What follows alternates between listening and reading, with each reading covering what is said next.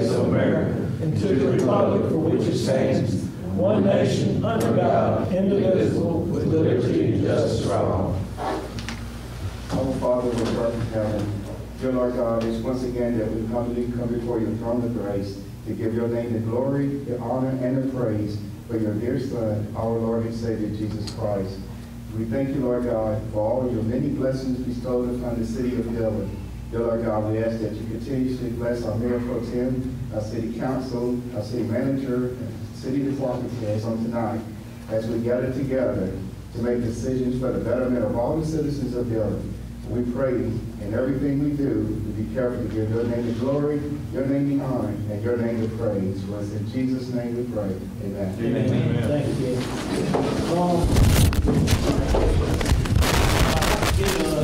Approval to the agenda now. In new business, We need to there's make it. there's a change. You've got ordinance 21-14 is going to be added to that at the top. And then we'll have an executive session for contractual matters. Can I get a motion? I'll make a motion. Second. All those in favor? Okay. Approval of the minutes for August 16th, 2021. I'll make a motion. Second. All those in favor? No. I don't really have a lot to report, you know, we're kind of moving forward. It looks like a little bit on the fines for having vacant buildings. Am I correct in that? Yes, sir. And it looks like that this is, we're not recreating the wheel on that. So maybe we'll have an opportunity to, have an opportunity to at least pressure some of these people to, you know, upgrade. I'm not sure if you've got your building to code and it's not renting. What do you? I mean.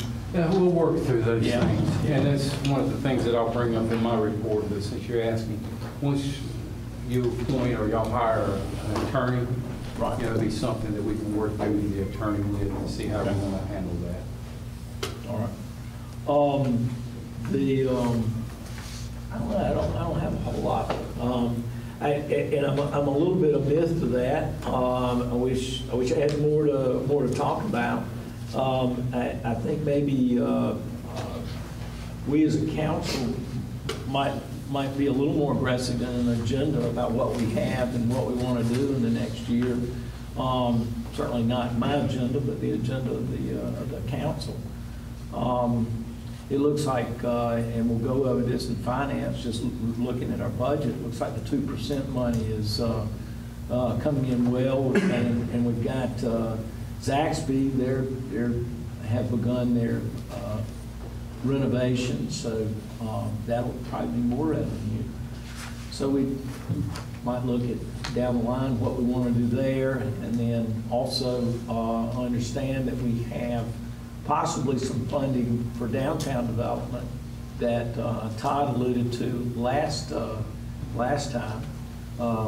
meeting. So, you know, if these funds are out there, I wasn't aware that, you know, they were out there, then, you know, we need to take advantage of it and do a block at a time. We don't need to do the whole downtown, but do a block at a time and Now, let's clarify, are you speaking of funds that from the state?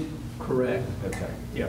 That Representative Hayes had talked to them about? Correct. Well, Correct. not to interrupt you, Dr. Wallace, but I had mentioned something to Glenn about getting with the county council and let's try to come up with a plan, because Main Street's in Dillon County. Yeah. And see if they would be willing to give some money. I know Todd went and done his spiel for Main Street. Yeah. But I think the council, we city council, should meet with the county council. We got $2.3 million.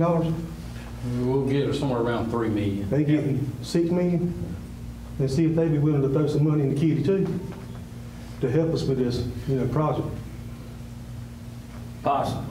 Yeah. Did you do anything with that, Glenn? Not yet. Okay. Not yet. Possible. Don't want to count that out. Yeah. No, I think all they can do is say no. Yeah. Right. Well, I don't want to owe either. You know what I mean? understand. But now, with that being said, you know, we, along with the county, when it comes to a tax base and the school district, Mhm. you know, we do benefit, to just benefit our tax base. That's about all I have. Glenn? I will tell you that even though you didn't bring it up, anything about COVID, I was on a phone conference Friday afternoon with DHEC and their contractor. They wanted to use the wellness center to start doing testing on a daily basis. And that includes Sundays from 9 to 4 p.m. I told them that was fine. They want to do it through the parking lot. They won't be in the building. Right. It'll be a drive-through COVID testing site. And I asked, you know, why, and they just felt like they're, in all their locations, using the health departments, they're just being overrun and not enough staff. So they're going out to outside contractors, so they'll have a testing site here probably the next 2 weeks. Yeah. Well, I can give you a little update of my own experience and what's kind of going on around our community and around the United States. The Delta variant is a much more aggressive variant, which probably the next new variant is going to be a little more aggressive than that. That just means they're more contagious. Doesn't mean that they're more destructive or will kill you quicker. They spread quicker. In my personal practice, our rate, I mean, everybody's being overrun with all these cases, and it's not happening in our practice. I've got an old practice, and I'm not bragging, but most of my people got vaccinated. And if you get vaccinated, I mentioned it last time, you probably are going to be fine. There are very few that have died that have had the vaccine. And most of them have been critically ill before they got COVID. So the vaccination, you know, I think you see on TV this. It sounds almost like they're because they're mandating vaccination. It takes on a negative connotation. Vaccination is good. Freedom is good. So you've got these two contradictory, yet they should be synonymous for the freedom of our people. You're free to get a vaccine, and right now I'm not sure that they can mandate you get a vaccine. But the vaccine is good, and the vaccine is right. If you're a 15-year-old boy, I wouldn't get the vaccine, you know, because of the risk of myocarditis. If you're a 25-year-old, either way, then you get the vaccine. So the younger people are going to probably be okay if they get even the Delta variant or the new variant. It's the old, the sick, the fat, you know, they don't do well. Those people just don't do well. So if you fall into that category, get vaccinated.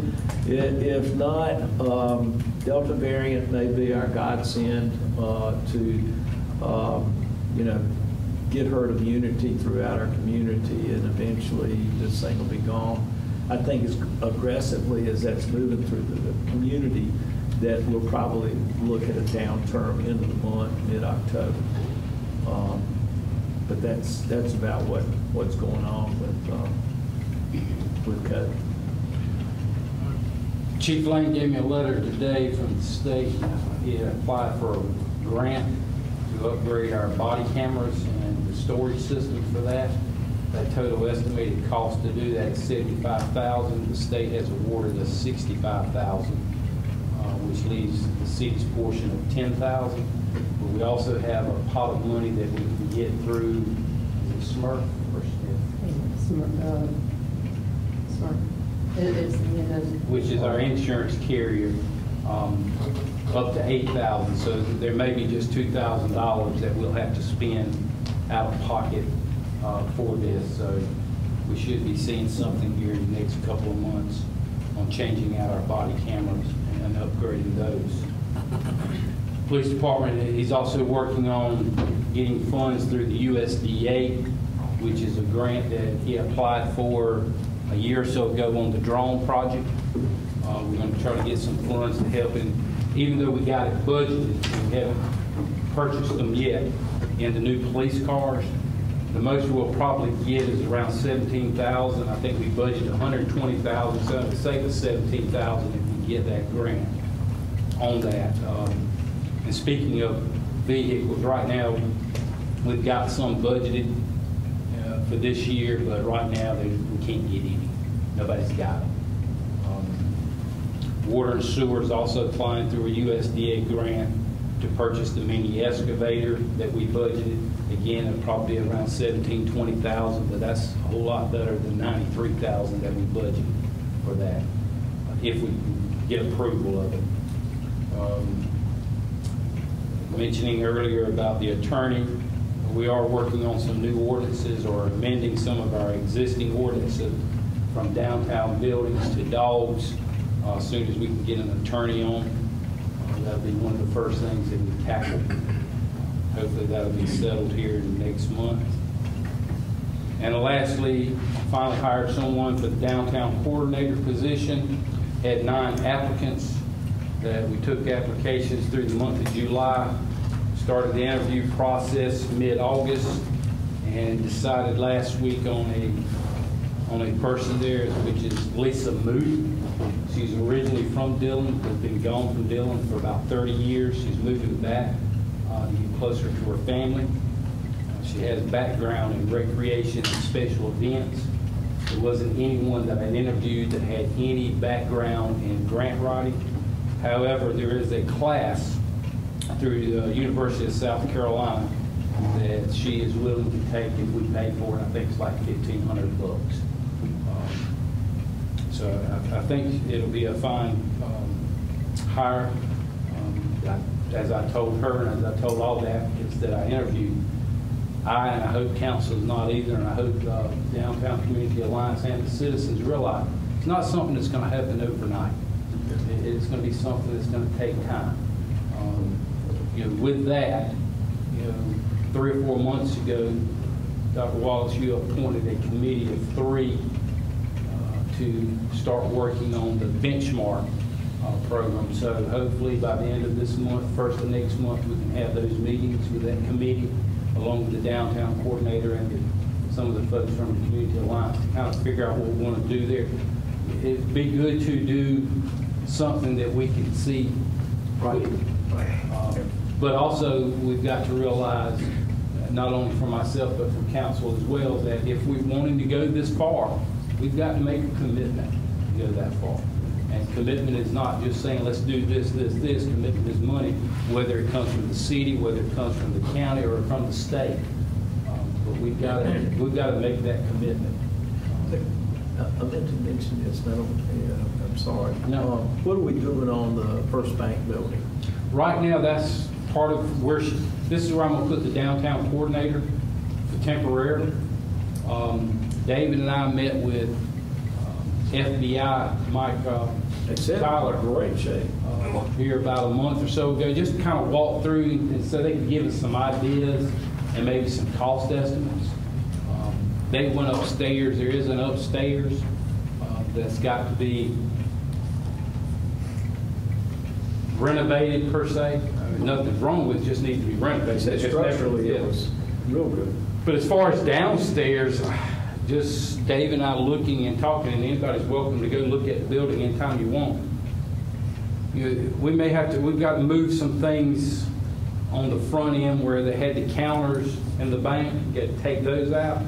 But we think we can build a wall to kind of separate the actual office spaces from the lobby area, and then maybe use partitions to give us office spaces. But we think it's real doable, and hopefully find some grant money there to help us along the way.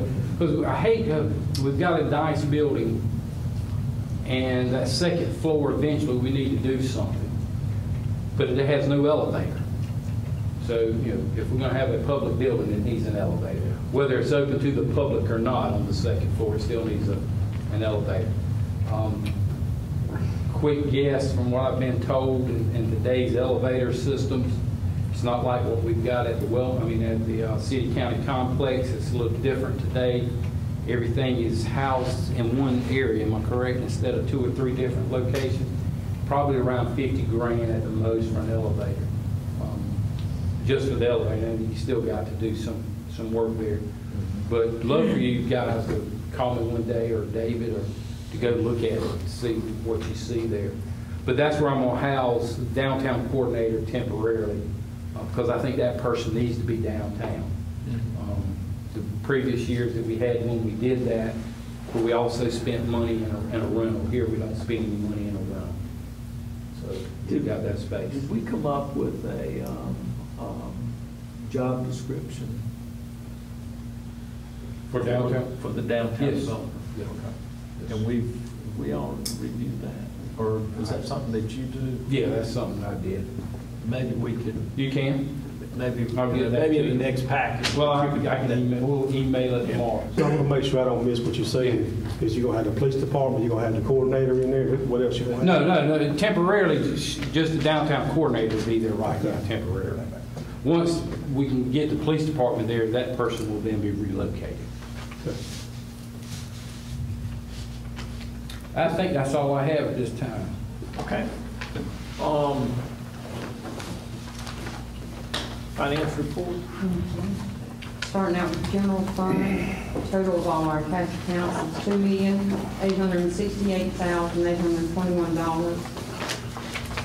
In our revenues, 21 versus 20, we received $253,737 more in 2020 than 21, but that is due to the timing of the local option money and the Charleston money that we received. We received that in June of this year, where last year, June, we received it in July. So that's that. So you're really not. You're not behind. You're not behind. As a matter of fact, you're probably a little ahead, because we received more funds this year than we did last year. Our expenses, Let me ask you, the sanitation fees look like they were off. you're gonna see it in September, because that's when it was done. The 1st of September instead of the 31st of August. So you will see that, it'll look double next, Okay. next meeting. All right. Okay, our expenses, we were $4,190 more in 21 than we were in 2020. That's just due to repairs and stuff, so it's not a big difference there. Our water and sewer, our non-restricted accounts, we got $1,829,861. In our restricted accounts, we got $2,187,057. In our difference in 21 versus 20 on the revenues, we got $140,308 more in 21, and due to that was tap fees and the water source sales. That's the difference. And We got more in 21 than we did in 20, and that's because the rates went up. we had a rate increase, but also, Purdue was on short time. They weren't working on Fridays for about 6 weeks or 8 weeks in 2020. The only reason I bring that up is that, we've enjoyed we're not going to probably enjoy $70,000 a month every month. No. For the rest of the year. But, still good. Sorry. Okay, in our repairs, we were $13,986 more spent in 2020 than 21, and that's due to repairs, pump repairs. Stormwater, in our cash account, we have $47,276. Our difference was $132 more in revenues in 2020 than 21. Our expenses was $2,651 more in 21 than in 2020. If you took the mitigation and all that out, we would have spent $9,810 more in 2020 than we did in 21. Our golf course, Our cash account, $15,218. And since then, I received a check of $50,000 Friday from the county, so for the golf course. So our difference in our revenues, $7,928 more in '21 than in 2020, so revenues are up there. In our expenses, we spent $18,021 more in 2020 than we did in '21, and that is due to the pumps that we had to buy last year Yeah, we have and repairs. $35,000-$40,000 in pumps. That's good. Both those going in the right direction. Our 2% hospitality funds, we've got $1,003,100 in the accounts, cash accounts. Our revenues was $9,168 more in '21 than in 2020. And we got our 4 years remaining for the wellness center payments. And that's it. You know, one of the long-term goals that we had talked about with that money looking a little better was, one, we had talked about the splash pad, you know, and you know, we're not spending a tremendous amount of money on that, but, you know, putting in pools. And I don't, FBI, who did the architecture? Was that a design bid? That was Husky Bellman. Yeah, okay. So we got those, and you know, Mike told me they still have those floor plans. I mean, we don't want to be doing anything until we're down to maybe 2 more payments, but it'd be nice to, if we're going to move in that direction, and that's the desire of council, but it'd be nice to go ahead and try to look at what that's going to cost to build, and you know, maybe be ready at that 2-year mark when we get ready to, as long as if we've got $1 million in the bank and we've got 2 more payments to make, we're in a good place to get started if we're going to go in that direction. I should have brought it up in my notes, but I had the request of Representative Hayes a month ago. He wanted some requests from the city on recreation stuff, what we were needing or what I'd like to see be done. So I wrote him a letter last week requesting well over $1 million for the golf course, for our neighborhood park, sports complex, and to do some things out here at the wellness center. Now, whether or not we'll get that funding, he asked, so I gave. Yep. The discussion that he and I had back in July or August was that he was trying to get that into the new budget from the state. So when does their fiscal year start? it starts in July, so they're working on their budget process now. When does the PARD money come to this? Well, whenever you spend the money and apply for it. When is that normally done? Well, it comes out available every July. July? And I've already requested $20,000 towards a splash pad if we can get some money going. But we don't get it until we spend the money. Gotcha. And it's there for 2 years. That's all I had on that. All right. Citizens report.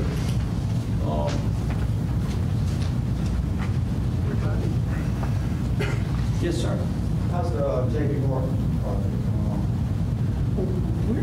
We're not tied real close to that, but I understand that it's moving forward. No? Well, in fact, someone was going to be here tonight to make a presentation. However, they couldn't because of COVID. They called me first of last week, so they'll be here in October to give an update. And they started doing any renovation? I don't know that they're doing anything in particular. I rode by there today, and on the, I think it's Cleveland Street side of the auditorium, there's a porta-john out there. I know they had first move. Pardon? It's a good first move. Yeah. So I know Hardy and I had met with their engineers a few months back on water and sewer on site, and they had a crew of people in there, and they had told us that at that date that there would be somebody there every day doing something, but hadn't seen anything. Have they done anything with you? No, sir. We just approved the site plan. But someone will be here next week, next month to make a presentation. All right. Anyone else? Stephanie? Dillon Community Alliance. Good evening. Thank y'all for having me. I will try to talk quickly so we don't end up here till 8:30. I want to say on the splash pad, I just got back from the Main Street Directors Association. We had a 3-day meeting in Florence. Just an FYI, call and talk to those other cities that have the splash pad. I'm for the splash pad, but all of them say it is a lot of work because DHEC treats it just like a pool, and they have the guys that have to monitor the water. The lady in Florence said even though hers is very small, it has like 4 or 5 little spouts out there, when in the summertime when it's really busy, she has to have a lifeguard out there because they treat it like a pool. So just something for y'all to think about. And that is correct. There's 2 ways of doing it. If you recycle the water, you do have to have a lifeguard. If you just use your water and it goes off into a storm drain, you do not have to have it. You have, all right, say that again. You have to have a lifeguard if you recycle. If you recycle the water. All right, yeah, that makes sense. But if you, i.e., Lakeview, theirs is, they continue to, they're not recycling water. As the water comes off, it goes into a storm drain. So they don't have to have a lifeguard. But if you have to treat the water, then you have to have a lifeguard. Why, I don't know, but that's, it's always been that way. Yeah, she laughed. She's like, there is no way anybody can drown in this little place out here. And it's due to them having to treat the water. Yeah. I'm sorry, go ahead. Okay, I'm sorry. Wow. All right, anyway, thank y'all for everything that the city has done for DCA in the past. We certainly appreciate it. I hope y'all have been pleased with the things that we have done to bring people to the city, and I hope you're going to be with me tonight. You know, I'm up here not only talking about the talk is the cost of an empty building on Main Street. You got a packet that had a little brochure in there that went through the formulas to figure out how much a building on Main Street that was empty actually cost the city.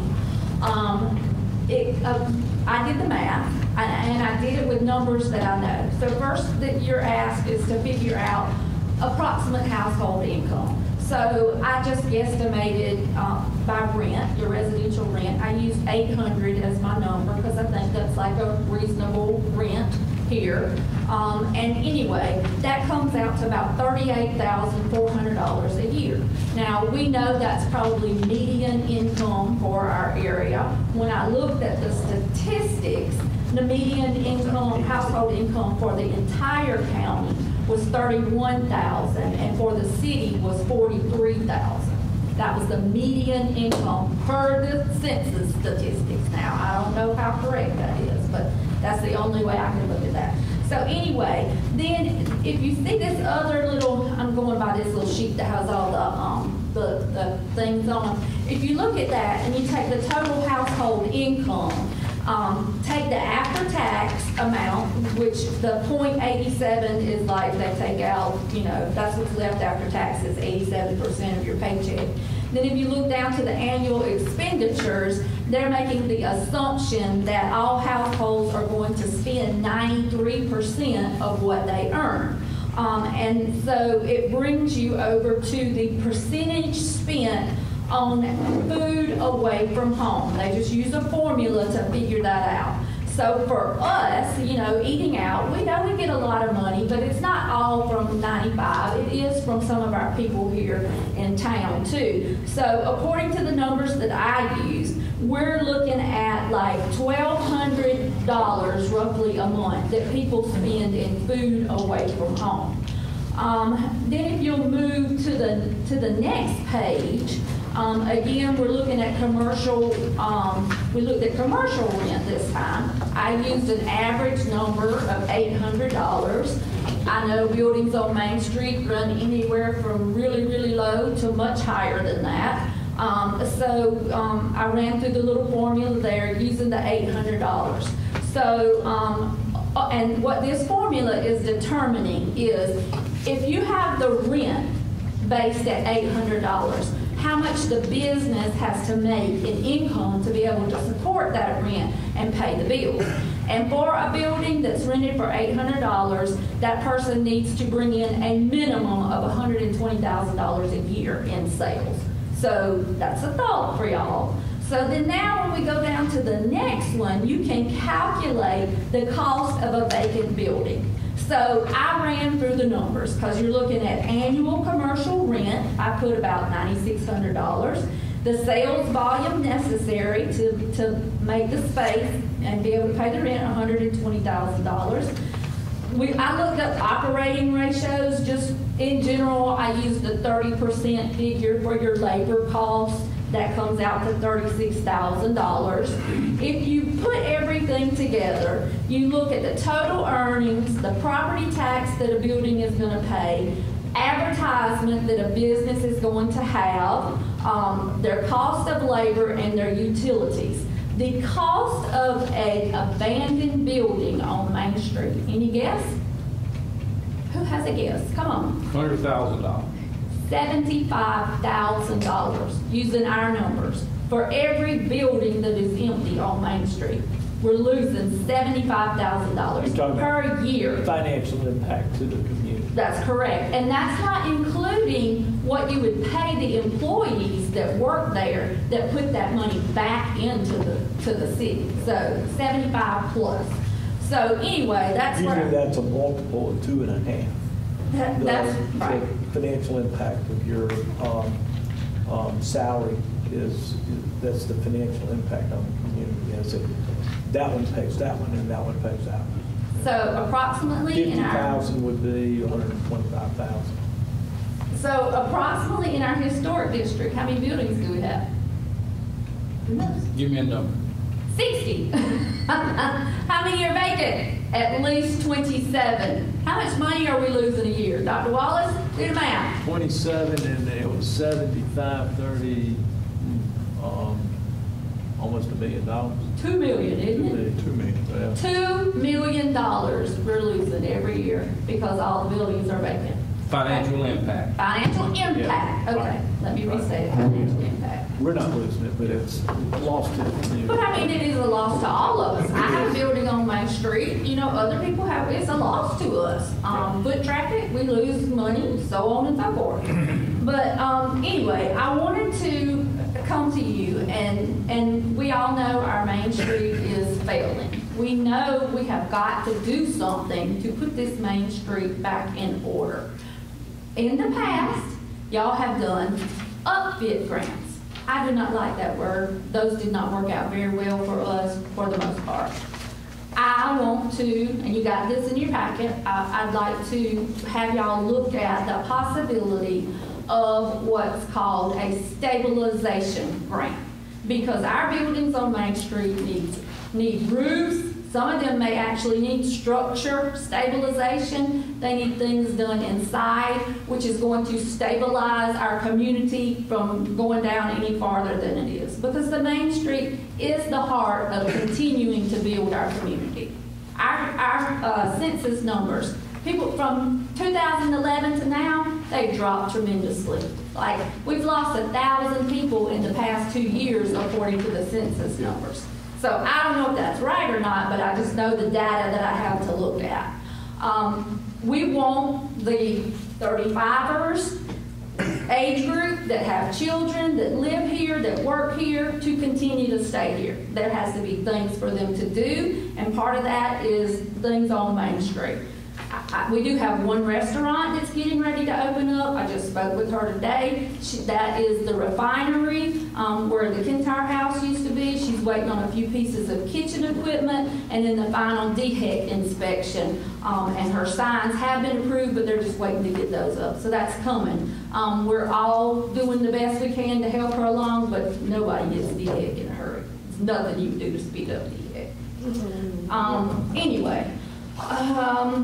What else? A nonprofit. Okay. Dillon Community Alliance is a nonprofit. And y'all may already know this, but everybody does not. When you apply for a nonprofit, you have to have a reason to be nonprofit. And it can't just be, I want to go out and do good in the community. It has to be a specific thing. So when we applied for our nonprofit, our specifics were to promote community development and tourism. That's our specifics. So whatever we do as a nonprofit, it has to be in that wheelhouse, moving in that direction. For instance, we couldn't go out and have a food drive as our nonprofit to feed the hungry because that's not in our wheelhouse. Our purpose is to promote community development and tourism, whereas someone like Long-Term Recovery Group or our Helping Hands, their wheelhouse is to help feed the hungry. So what I'm asking, you can have your little paper there, is for the city to make an investment in the downtown area.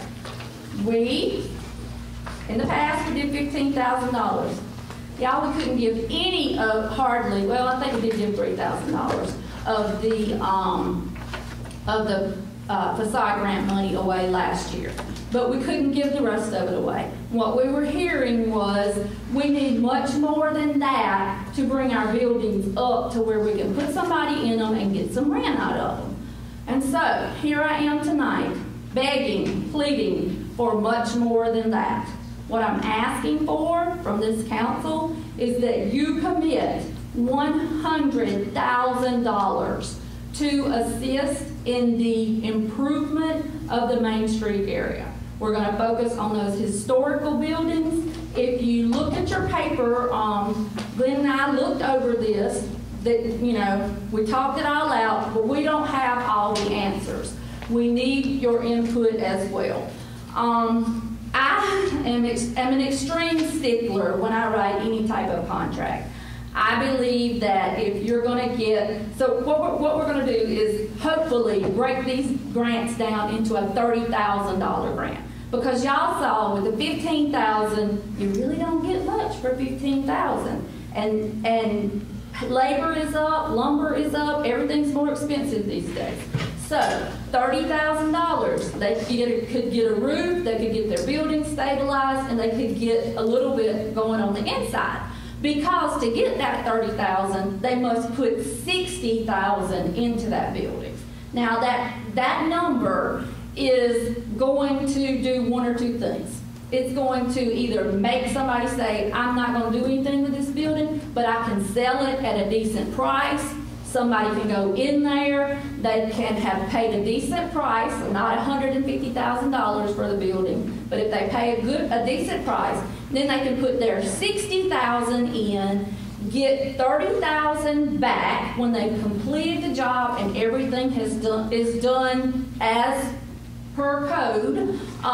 They can get that money back, and we all will win because they would have been able to afford to rehab that building, to put somebody in it, in a short, not a short period of time, but let's say 10 years. In 10 years, they're going to see a real return on that investment. Whereas if they paid $150,000 for that building, they're not going to have a whole lot more money to put into it to rehab, because they can only put, well, they could put however much money that they have in there if they're millionaires and want to do that. But most of the people around here are going to be looking for a small business loan, or they're going to do a home equity loan to buy a business on Main Street and rehab it.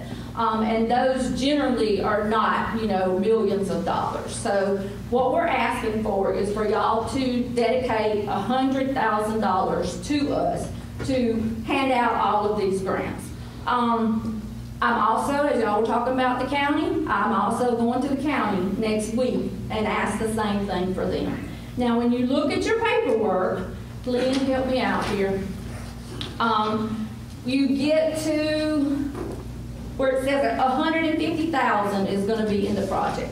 The reason I did not say $200,000, because I want $100,000 from you and I want $100,000 from the county, but I want to take part of this money and use it as streetscape types of things. Put flowers on the light poles, order some new banners for the poles, just things to spruce up our city. Maybe get some different kind of trees and get rid of the trees we have and start looking forward to our plan, our master plan. But if you look on the back page, let me see.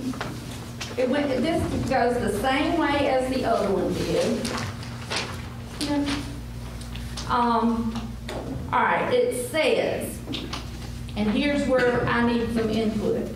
Once the project is completed, the stabilization grant winning property must be occupied for a minimum of 24 consecutive months post-award by a rent-paying business that is licensed by the City of Dillon and governed by the rules of the Commercial Historic Overlay District's use per code. Now, the reason I said that, I don't want to give somebody $30,000 and then it not benefit the whole city by a business going in there. I want to put that building to work when they're finished. But now Glenn and I went back and forth on this 24 consecutive months. Chime in anytime. You going good? Because, yes, I feel like with that amount of money, something should be expected and in writing, rock solid. But here's the thing. What if they, like, okay, so we played devil's advocate among our council, our board, and they were like, all right, what if when you get the project done, you can't find anybody to rent the building? Well, what did I say? I said, one, you would work on your building 6 months to a year to get it to where it needs to be. If y'all haven't seen the condition of the buildings downtown, it's going to take 6 months to a year for them to get them where they need to be. So that gives you time to fine-tune your business plan and be looking for a tenant, because you shouldn't rehab a building if you don't have a business plan and a long-term goal of what's going to go on after that. So anyway, we can help with the business plan. We can help with finding somebody to go in there. But I'm a firm believer that once the building is done, somebody needs to go in there. Now, the 24 months. Glenn says, what happens if somebody rents it for a year and then they decide, okay, I'm not good at this business, I need to move out? Well, they move out. Are we going to, you don't usually move one tenant out and one right back in there in the same month. There's going to be an overlap. So as a council, what are y'all thinking? How can we work through this so that we get a benefit of somebody being in there with specific terms? Assuming we're going to do the 100,000. There is no assumption on my part. Yeah. You have said many times you want to invest in Main Street. Having some personal experience with Todd and Wendell, we kind of left our buildings not completely restored because we didn't what people wanted to do with them, and we didn't want to construct and restrict. We left some floors open so that they could put in plumbing and things like that. But we, been a little underwhelmed with, the people that want to go down and spend money finishing the project or, But that comes back to you didn't have a business plan when you redid the building. No. And I plan for these people to have a business plan. Okay. No, we didn't. They're good buildings. But They are good and buildings. that's where we kind of go in different directions. But we didn't need one. That I see, the building you speak of looks a whole lot better than it did. Yeah, yeah. But at the same It's got a time, new roof on it. yeah. At the same time, we've got to make a determination if whether you call it upfit grant or stabilization grant, doesn't really matter. But we've got to have a definite Commitment. And a consequences. definite time to say, yes, this project is completed, they get their money. Yeah. And what is that definite definition of being completed? We'll use your building as you're talking about. Is that completed? it's not ready to be moved in, No. but you accomplish what your goal was. Right. And that's the hardest part, is trying to figure out what that's going to be. And, you know, I can give you recommendations, Stephanie and the Community Alliance give you recommendations, but you guys are the one that's going to have to make that determination if we go that route. Because that's the reason we stopped, because it was very broad. Yeah, I think part of, I like the 1/3, 2/3 match, you know, I mean, we're gonna give them a third, and that way there's a lot more skin in the game by the investor. I think that if we make the back end of that punishable, you know, you got to pay us back if you don't do this, this, and this, you're going to have people not want to be a part of it. Right. But we can't have no Right, no repercussions. return. We need return on that 30,000. Maybe, I don't know, if they don't do certain things, then part ownership in the building, I don't know. That's why we need an attorney. My question is this. You said you got 60 buildings uptown. 60 buildings, How many is empty, Stephanie? 27. 27. So with the stabilization grant that you're speaking of, why can't you generate a list of the people that would be willing to want to apply for this? We Because in the can. meantime, when we done the upfit grants last time, we only had 5 people. Right. But So- they were only awarding 3 too. And we can make that list, but there's no need for me to run and find owners from Well, I would think so. from everywhere until I have a definite plan that says this is gonna happen. You wanna get in on it? Well, I don't think we can come up with the plan that you want until we see that people's willing to put the money into their buildings. Maybe not the number plan, but I need a commitment to, Where would we? we're gonna be doing Where would something. we get, you know, outside of budget, where would we get 100,000? Well, the ARP money is what you're looking to get. Well, you could use that, again, you could use some of our 2% money. I mean, you could do some things. And I also. Again, you're not, believe this, you know, we could fund $500,000 of it, but we're not going to spend it all at one time. But I mean, that's Because what- one of the things one of the things that we've got to look at is that based on the way we do the facade grant and based on what we've done in the past with the upfit grant and based on what's being proposed here for what is now called the stabilization grant, we do it in our budget year. A lot of times that can't happen. Yeah. So we've got to look at maybe expanding that over a 2-year period. Because sometimes, Yeah. you know, if you've ever dealt with a little bit of construction renovations y'all doing, Stephanie has seen it and I've seen it and Benny's seen it. You know, we can have a plan to begin work today on renovating something. Yeah. But until the contractor shows up, until the materials show up, I mean, everything is so Yeah. dragging and lagging in time. I don't think anybody can do anything in a year's time. Yeah. Well, construction cost is down though. That's. How many vacant buildings do we have uptown right now that's ready for a tenant to walk in and start their business? Sarah?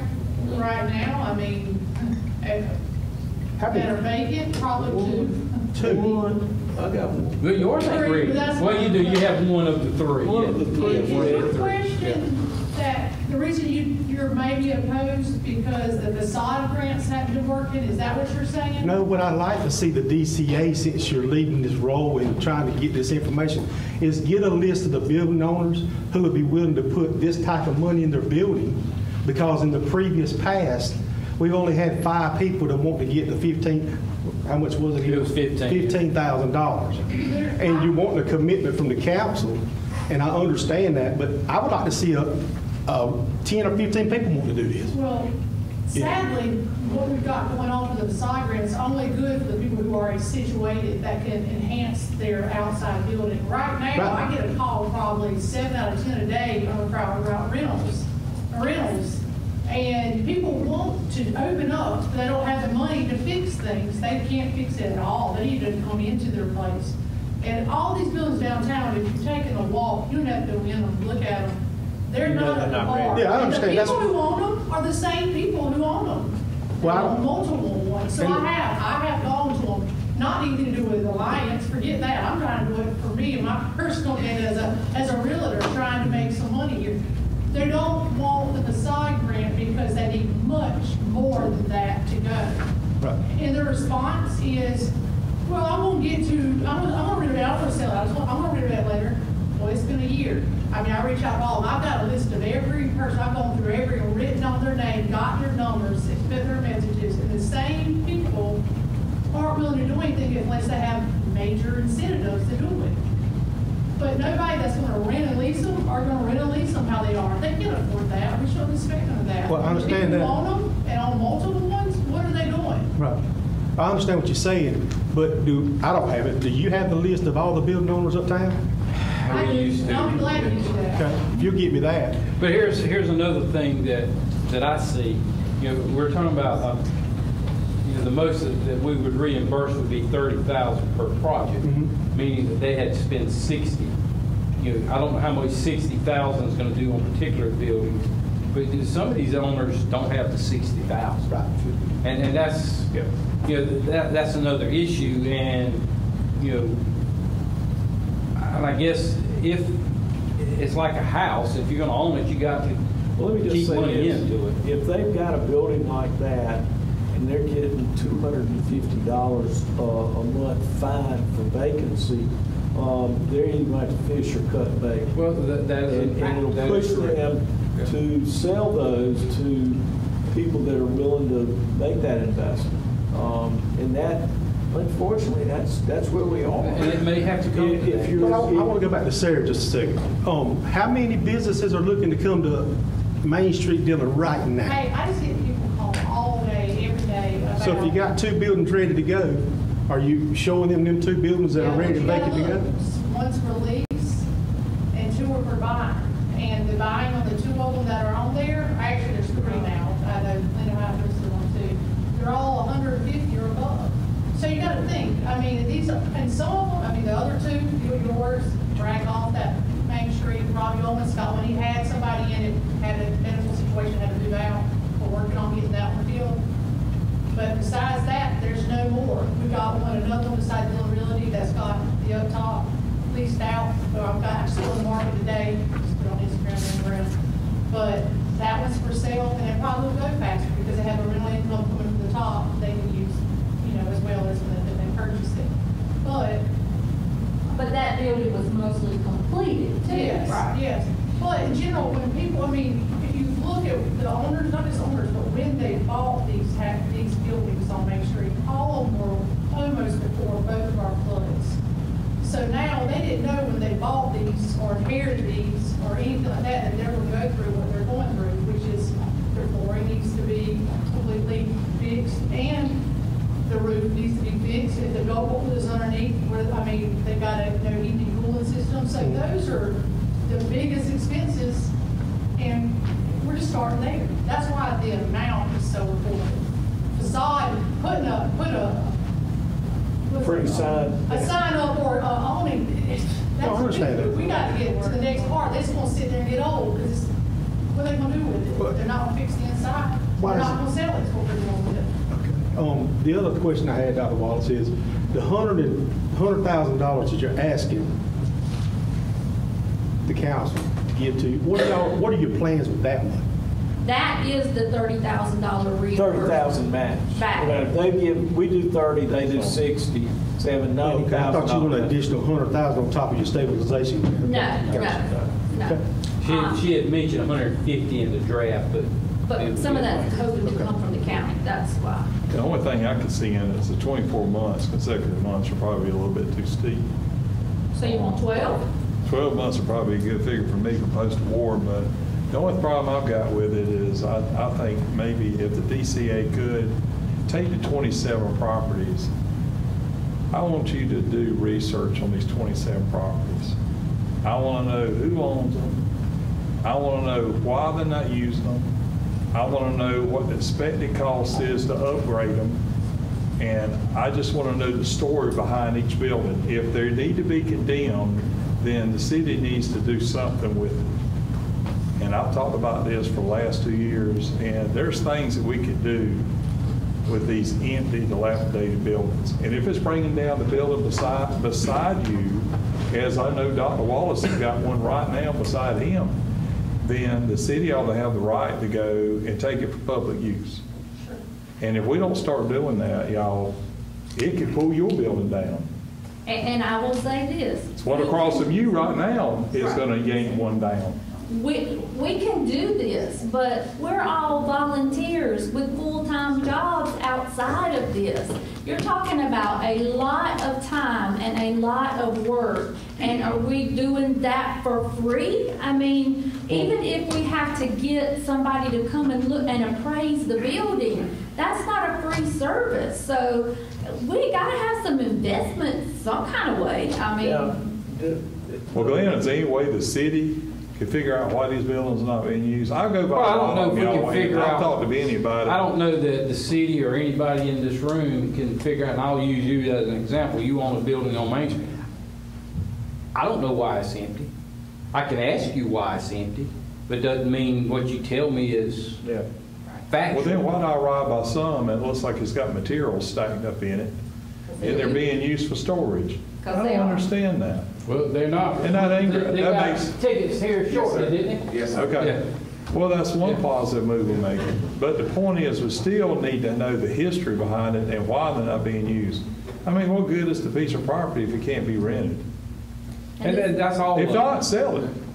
But they won't, and we Well, they can't make need to. them, so I don't know. But what you're saying though is if they bring it up to code and they don't find a tenant, the city's gonna fine them. Is that what you're saying? We're gonna get it up to code. We talked The about that. The building owner is gonna get it up to code. But he can't find a tenant, but he's still gonna have to pay the city of Dillon every month that he don't have a tenant to go in that building. I Is that would what you're hope doing? so, because why would you want to give him $30,000 if he doesn't have a plan to This put is something somebody in different. it? This is something different. What you're talking about is a vacancy fee. Right. And we talked about that a little bit earlier, maybe it was before the meeting, but, say you do get it up to code and you still can't rent it, as long as your rent's reasonable, I'm not sure that, we're going to want to continue to, fine them. I mean, if you've We done just your said he can't part. find anybody for 6 months. Well, no, I mean, we're going to fine them until they get it to code. And then we'll. Yeah, it's going to And be that's kind of something hard. that, this is a work in process. But like you said, we got to get the attorney and We then don't we'll go that know, route. we don't know how we're going to do this, but. Because even though that a building can be in tip-top shape, you still got to find, if you just a property owner, not a business owner, you still got to find somebody to rent. But the concern I have is we got 26 empty buildings and right now only 2's ready to be leased out. Well, I tell you, the 26, there's probably 10 of them are owned by 2 people. You can throw it out there. Okay. And I will also say, Firehouse Subs, we missed a great opportunity to get them on Main Street. Their business model is very consistent with being in a building on Main Street. And look at what we lost, because we're not ready for that. Explain in detail, more detail, what do you mean by that? We lost out by not putting, and we're not ready for it. Okay, if you own the Firehouse Sub franchise, Right. and I say, come on, Johnny, let's go down to Main Street. I've got a building that would be great for you to go in. All right, I take you into the single one of Dr. Wallace's building. You look at it, it's good looking, it's ready to be prepared for whatever type of business. If you've ever been in a Firehouse Subs, down the right side is usually their kitchen and on the left side is where they sit. Okay, if you think about the long buildings we have, that's a perfect setup for that. But if you walk in that building and then you turn around and you look across the street, do you know what you see? Mm-hmm. That's why Firehouse, you want to put your But that's $1 what million I'm trying to business say. there? Is why do we got so many vacant buildings uptown? Because the business. Firehouse Club would never come to Main Street Dillon. They would be out there with the other restaurants. But No. I'm not disputing what you're saying. But what bothers me is all the vacant buildings we got uptown, and none of them except 2 is ready to be leased out. That is the big issue. I've That's got what- plenty of investors that are low. But what has the city of Dillon, have we dropped the ball somewhere? No, but I'll tell you this, I've got plenty of investors that are so excited about Dillon, that want to help Dillon, but they got to be able to buy something to help Dillon. Right. When nobody's going to sell, I think They're storing stuff. This- And you know, the city of And not Dillon, do anything with it. And we don't have any incentive. Yeah, but that's about it. Half of them need a roof. you know, the city of Dillon could have dropped the ball But, because have we been consistently finding people? We did at one point, and then we had to stop because of a jury trial, and then COVID hit. So maybe it is harsh. I'm not saying to blame, but maybe there is something that the city could have done a little better there before the buildings got completely to where they can't be inhabited. I just Across wonder, the street from that is where we're getting ready, it's First Bank building. Yeah, but there's one building over there that you terrible. could probably pull a piece of plywood off and it all might fall on your head. well, Well, about the only thing that 30,000 is going to do is people are probably going to go and put a roof on to dry it out. And that's positive. And obviously, if they do that, they need to have a plan to use the building. Or sell it, maybe Now, that that's all would they be need my to goal sell from it. the I think city's that- perspective to get it done. I think the 3-person group that we're gonna sit down and look at the downtown, we probably, that probably is a good group to also come up with some stipulations and rules about how we use the, I don't know that, I don't know that we need to come to a vote on this tonight. No, you can't. Oh, no, we can't do that. But, And the other thing I'd like to say is, y'all are always asking, how do other cities fund their downtown renovations and all of that? You're not gonna wanna hear this. They fund it because they own the utilities, and that's what they pay to rehab all the downtown. Florence, prime example, they own their own utilities, water, sewer for us. They may have the electric co-op, I don't know what they have, but they use their own utilities to pay to rehab the town. well, part of our problem with that is that, we have grant money that we use in order, we own our water and sewage, we own our garbage, but our water and sewage money has to be kept totally separate from our general fund money, and this would be general fund money. So we got a problem with that. Well, is there a possibility that we could offer incentives to try to help businesses come Well, downtown? we do have some, and again, the incentives that y'all passed 2 or 3 years ago is nothing earth-shattering by no means. If it was a new construction, you waived water and sewer tap fees. If it's another one was restaurants, you gave them a discount for the first 3 years on the hospitality tax. We give them discounts on building permits, things of that nature over a certain period of time. But does the new business owners that you're speaking to, Sarah, know that these incentives apply? I don't know. That would be great if I had a packet. I'd love to go and do anything to help. You should have that, don't you? Every new business owner that I meet with, the one that's gonna open up the refinery, and Brad, when he was looking at his restaurant, they get a packet that has all of that information in it, so. I send Steph on the people, and she Is there always something we can look at to put more meat on the bone somewhere to help get businesses in here somewhere? I mean, Well, that would be you don't want to deal with taxes. You don't want to do any decrease in property tax. That would be the only thing you could do. And again, the more you spend, the bigger your discount is on something.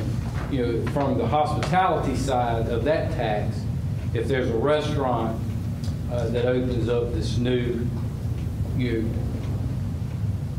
over a 3-year period, they save a little money, but that's money they're going to get from the customer anyway, because they're going to charge them that tax or not charge them that tax. There's really not a lot of meat there.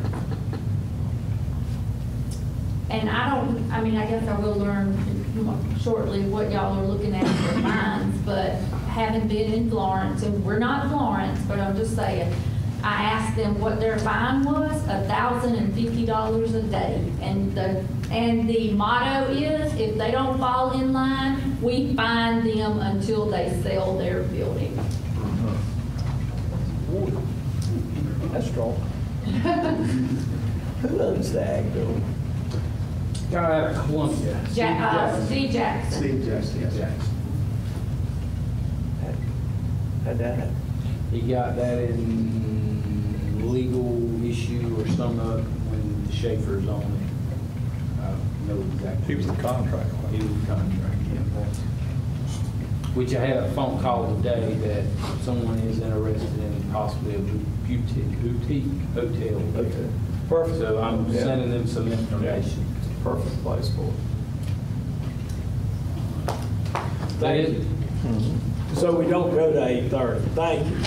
Yeah, sorry. And we're meeting with Glenn tomorrow to discuss, I say Brett and I, because we're the committee that coordinates with the city.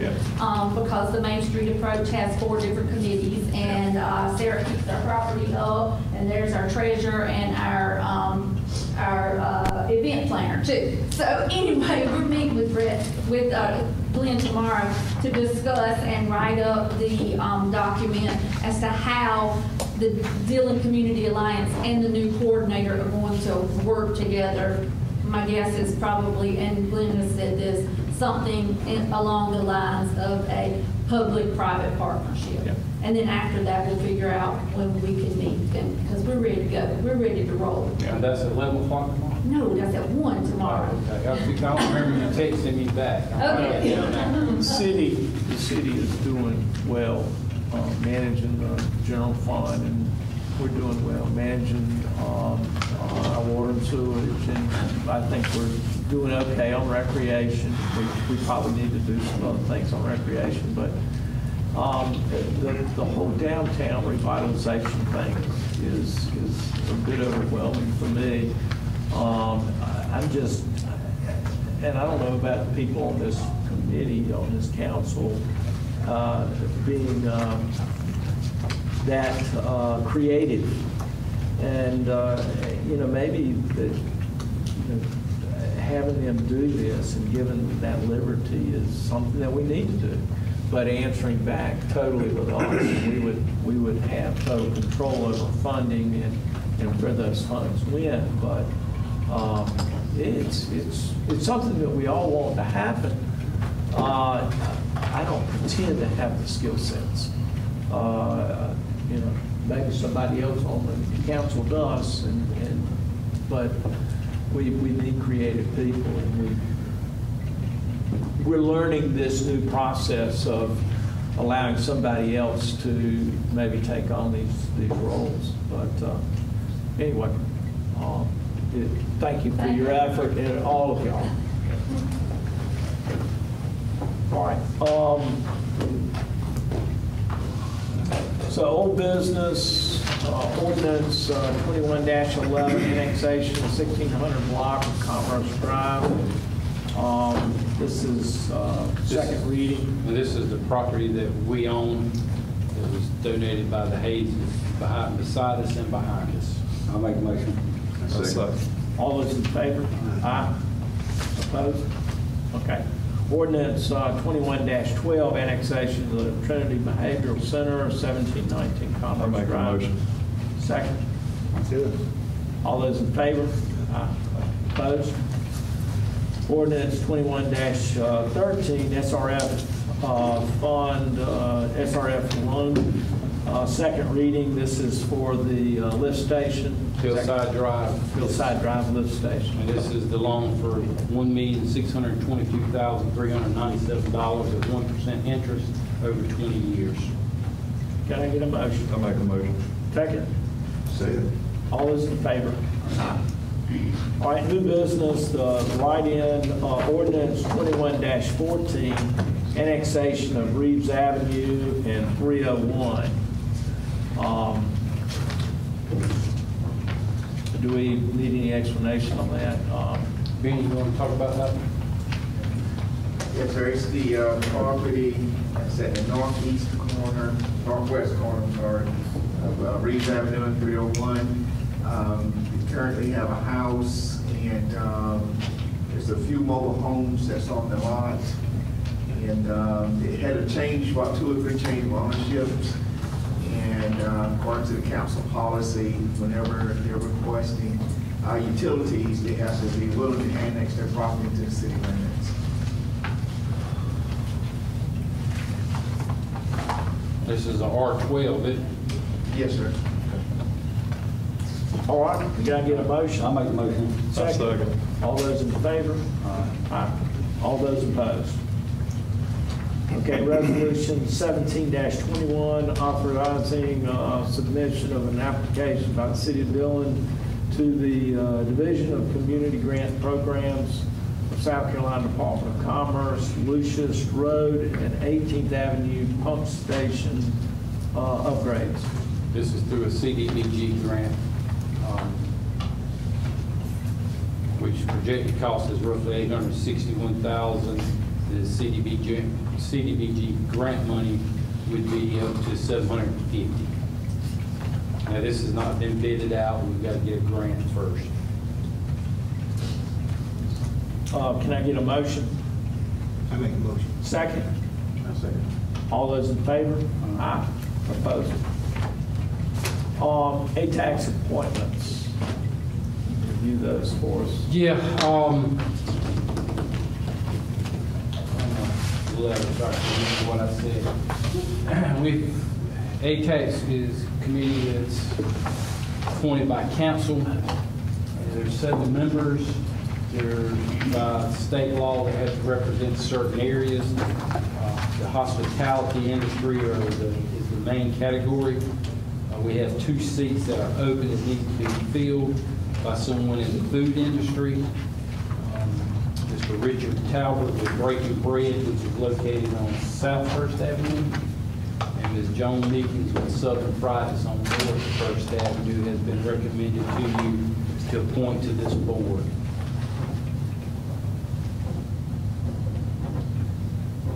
Any discussion? Can I I'll get a make the motion? I make the motion. Okay, go ahead. Yeah, second. I'll second. All those in favor?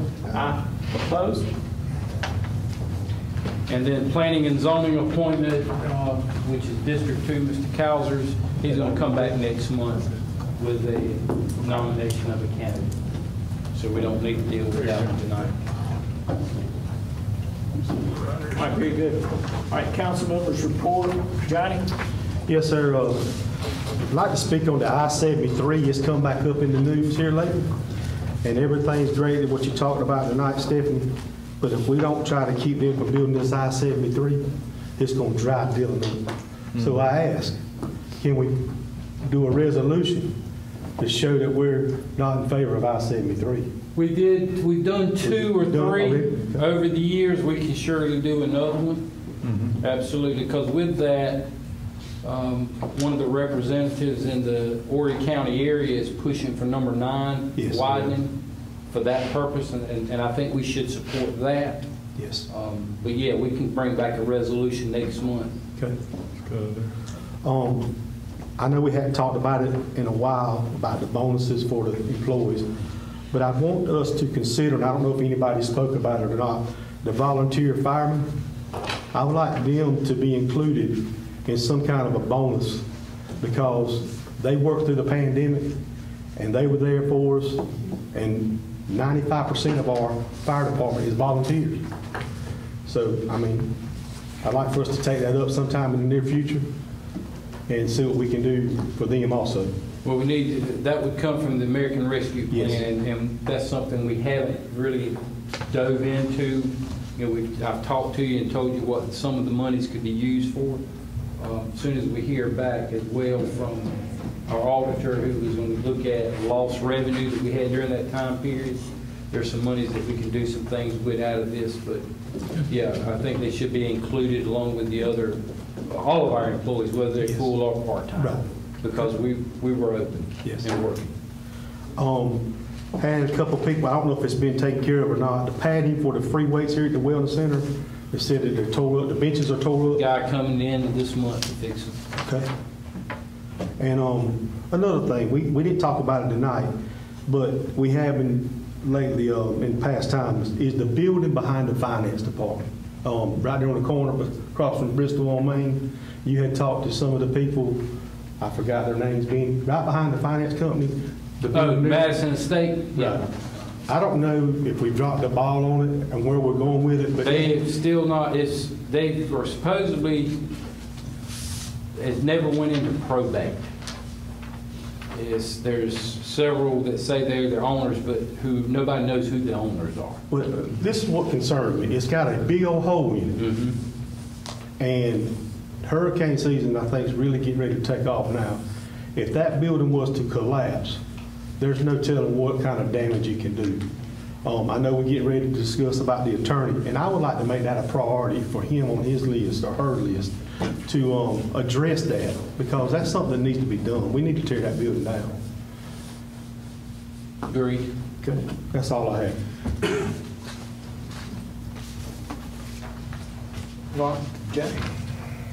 I have a couple things here on the, I guess, Steffi, you gave us this stuff on this activating vacant properties, these couple of, that process on that second page there, 2 or 3, and that's what I was talking about reviewing business and bills and compiling a list of vacant properties, and just coming up with something we can see to know where we need to go with it, which would be, I think, helpful. And I'm not saying to do it overnight, but it's just, I'm sure Sarah already does. okay.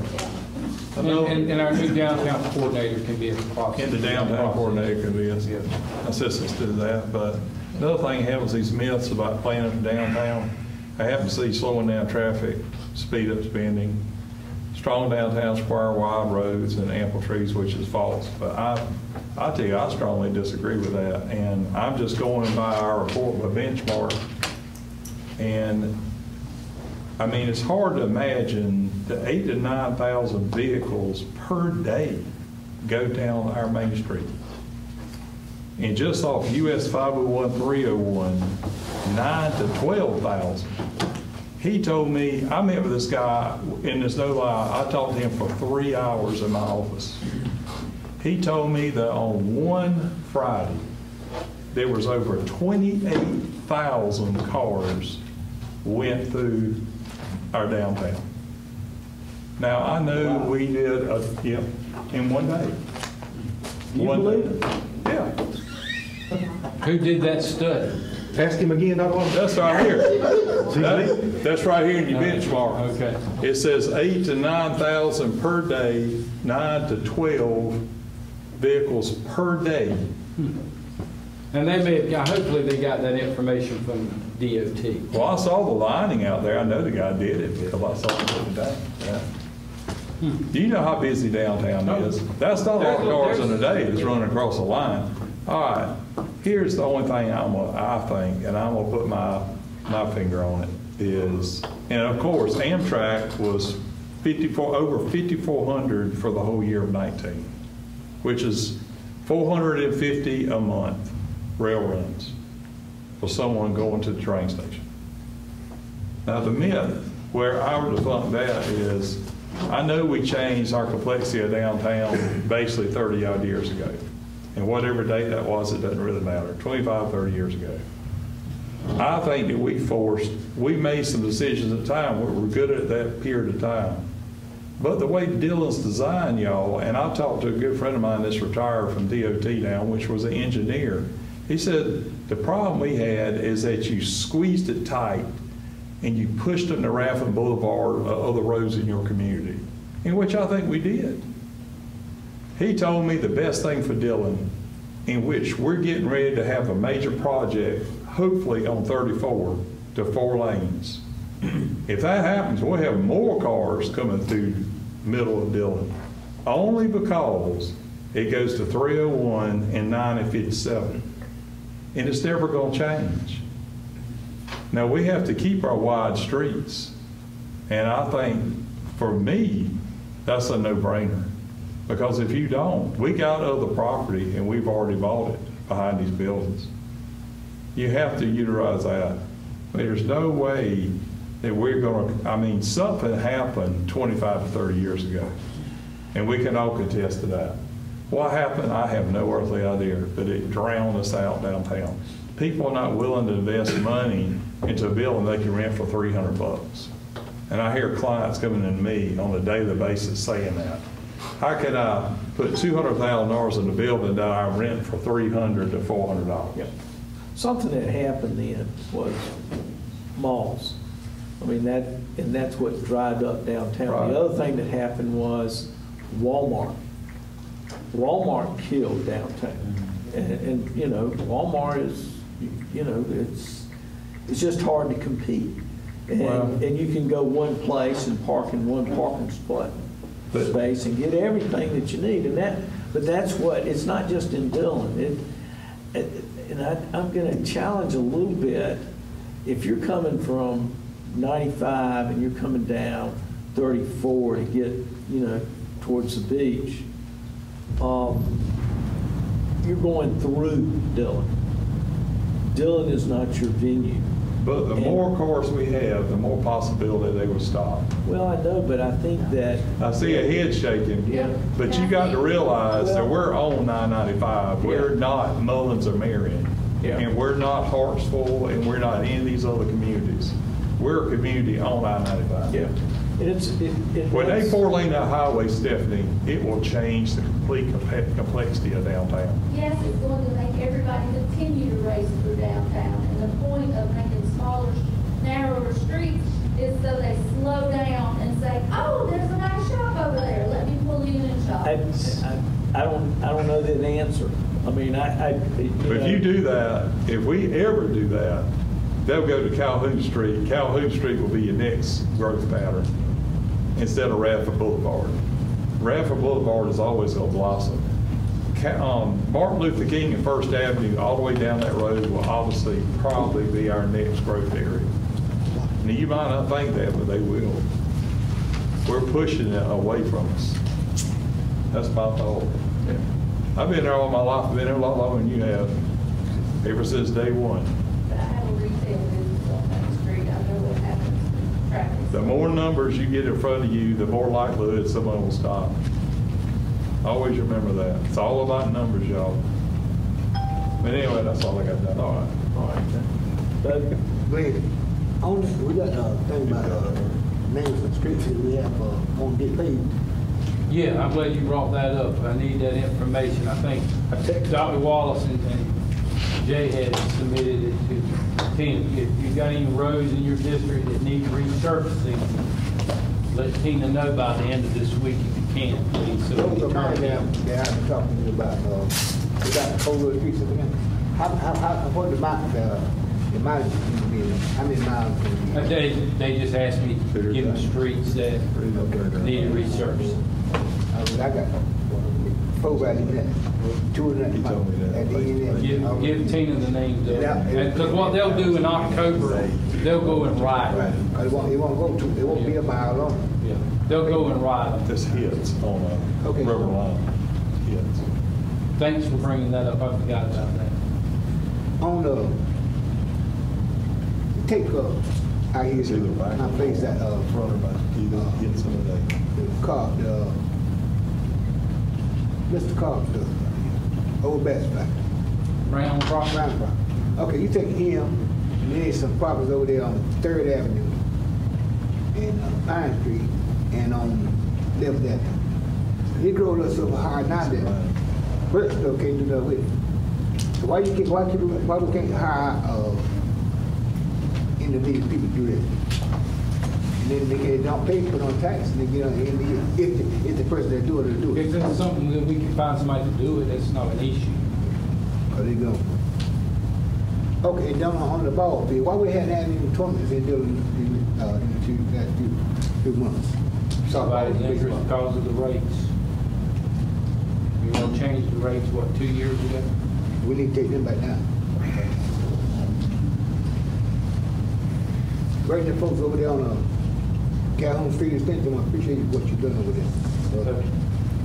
The other one could talk to you about your fellas been out there in them projects on Main Street State? Because they said they having a lot of problems out there. Yes, sir. They did not. That's all I got. Glenn, once again, did you ever talk to DOT about this road, what I have brought up a couple different times, about making it where no through traffic 18-wheeler? We have, and we have to give them an alternative source. Well, they go on up and come back around. I understand that. Just like we passed several years ago about Main Street being no truck traffic. Right. Which is in our books, but the state doesn't recognize it because there's not an alternative source. But I don't understand why there wouldn't be an alternative source, and it's like, just they go like an extra, probably half a mile, but they avoid. I can ask you again. A school, a daycare, a Trinity Behavior Center, you cross over a railroad track, you go into a place where you can't hardly take the left, and if an 18-wheeler tries to take the right to go that way, and you can't hardly see the cars coming, I mean, it's a wonder someone hasn't gotten killed out there. But I can ask again because I'm going to request them to look at a I stoplight. mean, you go to Florence, you can't do a through traffic through, where the bombs dropped years ago, Mars Bluff or whatever. You can't turn off of 301 and catch back up to, whatever that is. What is it? 327? 20, yeah. You can't take that road if you're an 18-wheeler. Down the road. Yeah. Down to the road. I mean, you're talking about Well, you used to do saving a that. lot amount of time versus just driving up a little ways and turning. I don't know. To me, it makes a lot more sense. I just to think do it's that. dangerous out there. I think you got that curve right here at the Wellness Center, you got some foot traffic. I just think someone's going to be killed. But I'm going to also request for a stoplight, which I don't think we'll get at Commerce and 301. Let me say this, if I'm an 18-wheeler driver, I would hope they wouldn't let me go down there, because when you end up down there, you're in a bad situation when you get to that stop sign in an 18-wheeler. Because you can't see cars coming. No, you can't hardly see it in a regular vehicle. So that's all. I'll request again. Ken? Yep. As far as that line, I think y'all doing a great job, because if they have to do this stuff, the Main Street is still the same way it was 3 years ago. We can't make them do nothing. Maybe somebody else can do it. Thank you. All right, make a motion to go to executive session to discuss. I make a motion.